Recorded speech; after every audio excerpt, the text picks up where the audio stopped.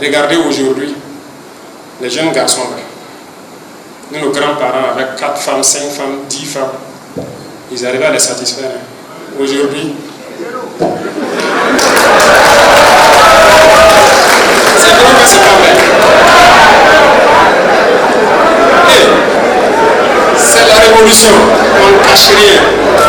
Ce qui peut être dit pour sauver, il faut le dire. J'espère que vous vous portez bien.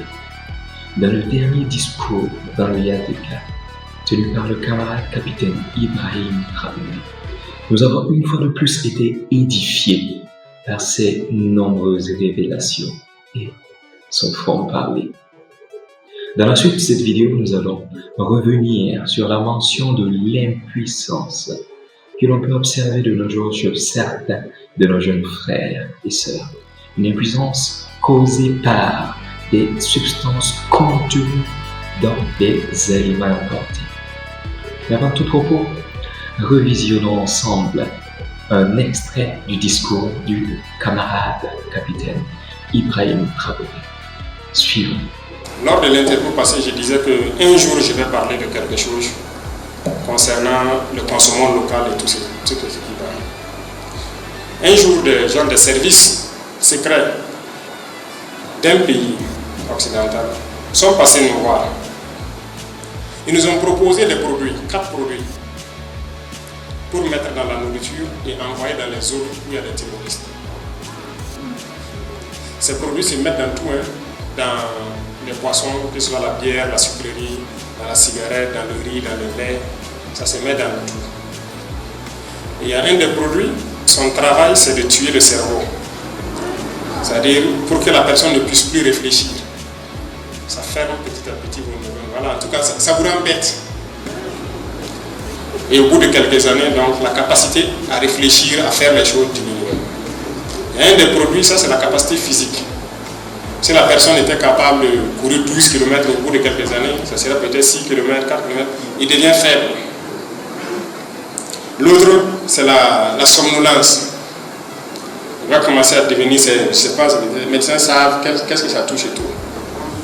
On a écouté attentivement et on a demandé le nom des produits. Ils ne nous ont pas donné et ils sont partis. Mais avant de partir, on les a demandé, est-ce que vous avez déjà expérimenté quelque part? Est-ce que ça marche vraiment? Sinon, pourquoi on va payer et puis faire ça? Parce qu'ils sont venus nous proposer, c'est pour que les zones où il y a les terroristes, que ces individus-là s'affaiblissent et d'après le temps, dans quelques années, on peut les écraser facilement en fait. Ils nous ont dit que oui, ils ont déjà utilisé ça quelque part. En Afrique, quelque part en Asie également. Ils ont déjà utilisé ça plusieurs fois. Vous savez, ce qui m'a fait froid, j'ai dit ouais, l'Afrique est foutue. En fait, ils utilisent ça déjà en Afrique. Ça, c'est une certitude. C'est à regarder certaines populations, même chez nous ici. Regardez le comportement de certains, la réaction de certains. Regardez aujourd'hui les jeunes garçons là. Nous, nos grands-parents, avec 4 femmes, 5 femmes, 10 femmes, ils arrivaient à les satisfaire. Aujourd'hui, c'est vrai que c'est pas vrai. C'est la révolution, on ne cache rien. Ce qui peut être dit pour sauver, il faut le dire. C'est la réalité. Prenez les jeunes gens aujourd'hui. Ils sont là, ils ont des problèmes. Ça ne va pas. Regardez les problèmes d'enfantement. Les gens sont là, des fausses couches, des problèmes pour enfanter, c'est rentrer, c'est sortir ici. Vous croyez que c'est pour rien? Regardez certains pays en Afrique. Vous pouvez faire les statistiques.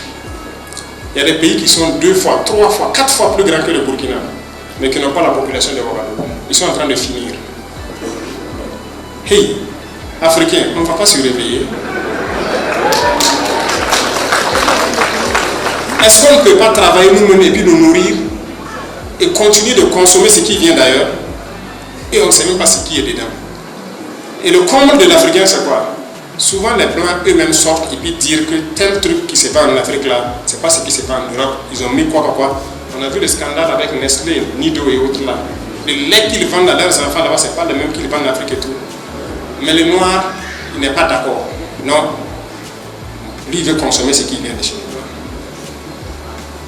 C'est pour dire à nos mamans, le consommation local là, c'est une bataille. Et c'est pour ça qu'on fait, on veut réfléchir à faire toutes les usines de transformation possibles pour qu'on consomme ce qu'on produit et éviter d'importer ce que nous ne savons pas. Parce que c'est un problème grave. Si on cherche à nous exterminer depuis longtemps, est-ce que vous êtes conscient de ça? Les gens sont venus. D'abord les conquêtes arabo-musulmanes. Ça fait plus de 1000 et quelques ans d'esclavage en Afrique. Cette partie d'ailleurs qu'on cherche à effacer de notre histoire.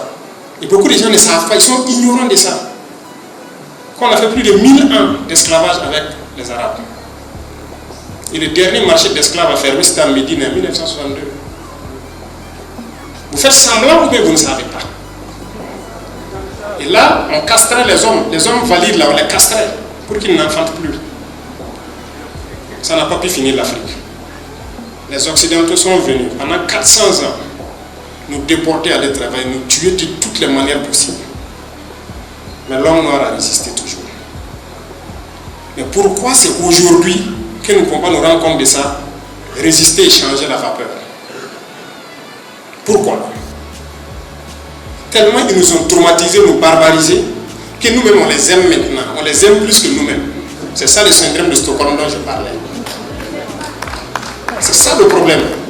Et si on ne prend pas conscience de ça, on est perdu. On est fini. Parce qu'ils continueront à nous terminer d'une manière ou d'une autre. Et c'est ce que je vous raconte là, par des produits qu'on injecte et tout. Il serait bien que les experts de la santé nutritionnelle se penchent sur la question. Une commission spécialisée dans le domaine pourrait ainsi identifier les aliments à fort risque pour la santé. Merci, chers camarades. Je vous dis à très bientôt. Et d'ici là, portez-vous bien.